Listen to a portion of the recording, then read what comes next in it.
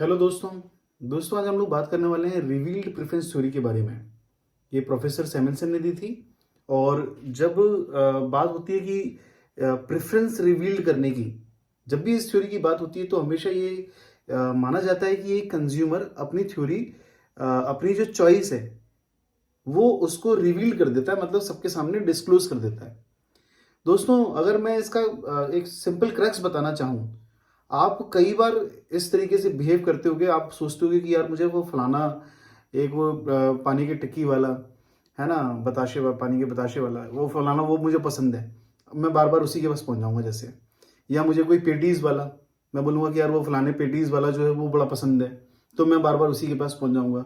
तो जैसे ही उस दुकान पे पहुंचूंगा तो वो दुकानदार समझ जाएगा, अच्छा अच्छा, ठीक है, कि उस दुकानदार भी समझ जाता है क्या, कि भाई आपको ये पसंद है, ठीक है, आपके पसंद की चीजें, मतलब वो खुद ही, क्यों, उसको ये दिख रहा है ना कि आप बार बार आके यही चीज ऑर्डर कर रहे हो, है ना। तो दुकानदार भी समझ जाता है, मतलब इसी चीज के ऊपर ये थ्योरी बनाई हुई है। प्रोफेसर सैमुअलसन ने कहते हैं कि वो अपने जो कंज्यूमर जो होता है, वो कंज्यूमर अपनी चॉइसेस को डिस्क्लोज करता है बाय देयर एक्टिविटीज। आप कुछ ऐसा करते हो जिससे आपकी चॉइसेस अपने आप रिवील्ड हो जाती हैं, अपने आप सबके सामने आ जाती हैं। चलिए जरा देखते हैं, ग्राफिकली देखते हैं इस चीज को। कहते क्या है कि जैसे एक ये बजट लाइन है ना, ये बजट लाइन है।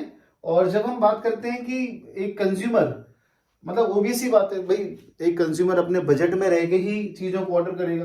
तो सपोज करो कि उसने वो ए प्रोडक्ट जो है या फिर ए कॉम्बिनेशन जो है वो बार बार परचेस कर रहा है, बार बार जाके वो ए प्रोडक्ट ए कॉम्बिनेशन की बार बार डिमांड कर रहा है वो, कि भैया मेरे को तो ये वाली चीज, ये वाला ये दे दो, ठीक है, एक ये आने लगा। अच्छा, क्योंकि सेम बजट लाइन पे है तो एक प्रोडक्ट और अवेलेबल है बी, लेकिन वो बी की डिमांड नहीं कर रहा, वो डिमांड किसी कर रहा है ए की, है ना।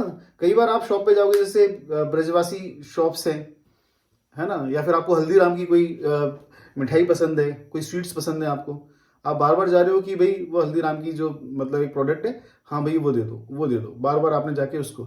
अच्छा, उसी प्राइस में कोई दूसरा प्रोडक्ट भी अवेलेबल है, लेकिन आप उसकी तरफ नहीं देख रहे, आप उसकी तरफ, उस ऑप्शन की तरफ नहीं जा रहे। तो आपका जो एक कहते हैं कि भाई एक प्रेफरेंस है वो रिवील हो गई यहाँ पे इस जगह पे। क्यों? क्योंकि आप बार बार ए प्रोडक्ट परचेज कर रहे हो, आप बी प्रोडक्ट की तरफ मूव नहीं कर रहे, या बी ऑप्शन की तरफ नहीं जा रहे, क्योंकि आपको ये पसंद ही नहीं है ना। अच्छा, एक और कॉम्बिनेशन है सी, सस्ता अवेलेबल है, सस्ता अवेलेबल है, लेकिन फिर भी सस्ता अवेलेबल, लेकिन आप उसको ना डिमांड करते हुए आप ए कॉम्बिनेशन को डिमांड कर रहे हो। दोस्तों, मैं तो बहुत आसान शब्दों में समझने में और समझाने में विश्वास रखता हूँ।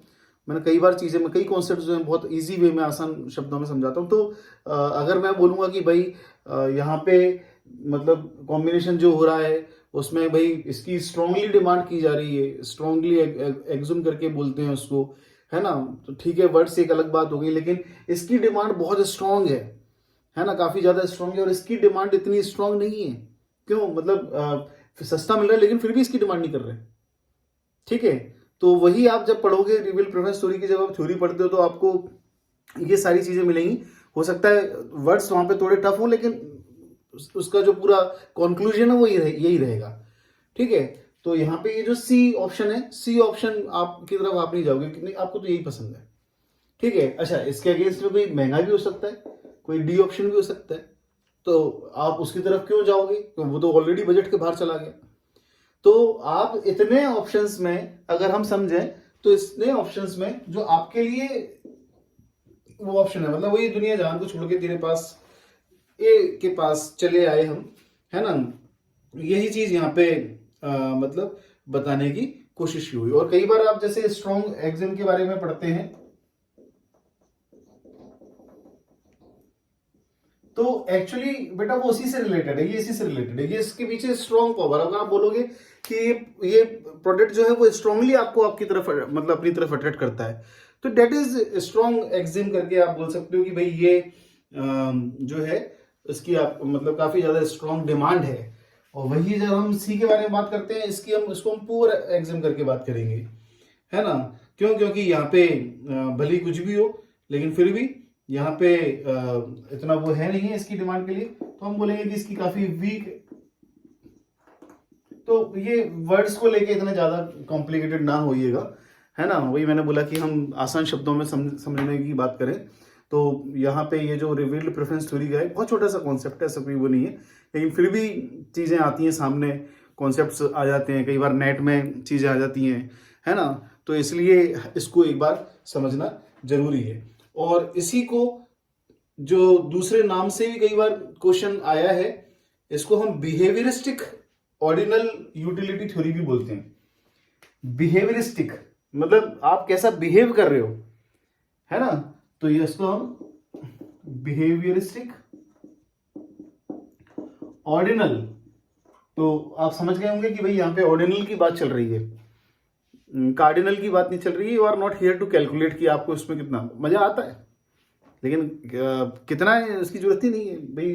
काफी ज्यादा इसमें ओबीसी सी बात है कि काफी ज्यादा इसमें यहाँ पे आपको मिल रहा होगा। तो बिहेवियरिस्टिक ऑर्डिनल यूटिलिटी थ्योरी,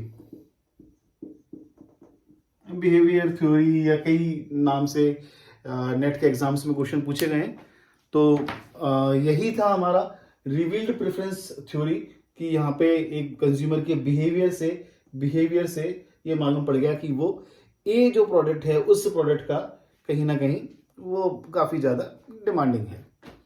तो दोस्तों होप सो आपको ये समझ में आया होगा। छोटा सा कॉन्सेप्ट था, आसान शब्दों में हमने समझने की कोशिश करी। अगर आपको हमारा वीडियो पसंद आया, लाइक शेयर और सब्सक्राइब जरूर कीजिए। Thanks a lot.